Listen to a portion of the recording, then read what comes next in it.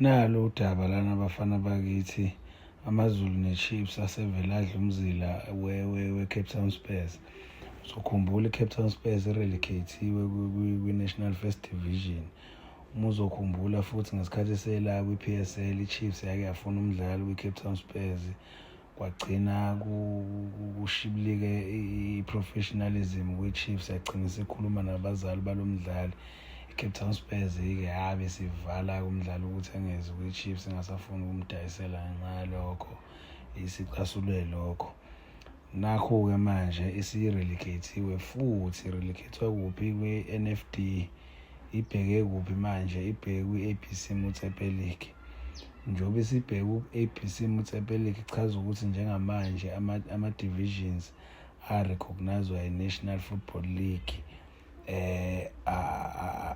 Ayisekho kona kahle ayisekho kona ngoba isiphumile ama-division. Kuba i-first division le-NFD bese kuba yi-PSL e-recognized-wa ngaphansi kwe-National Soccer League.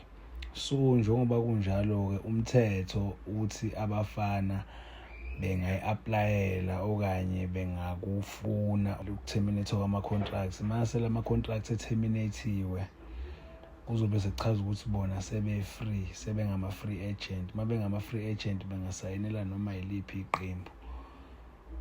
I-Chiefs-ke njengamanje sivele yamhlwitha lo mfana lona ngoba yayivele imfuna Cape Town Spurs yadlala kancane-ke i-Chiefs isabeka imali etafuleni.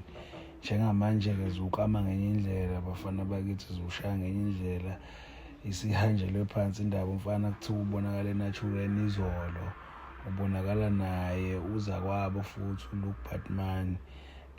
Lo omunye oya kumaZulu uLiam Ben usesayinile naye kumaZulu. Kuchaza ukuthi kahle labadlali i-Cape Town Spurs ayisekho in control of bona, kodwa ikhiphe i-order yathi abafana babuye for i-pre-season since besa under contracts, yabo.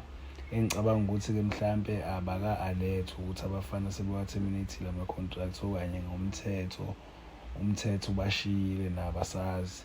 Kodwa nje ngokomthetho abafana bavumelekile ukuthi bengawa-terminate ama-contracts abo befuna amadlela aluhlaza since i-team siye ehlathini le ezansi. So ilona daba-ke esiphe kwalo njengamanje lolu.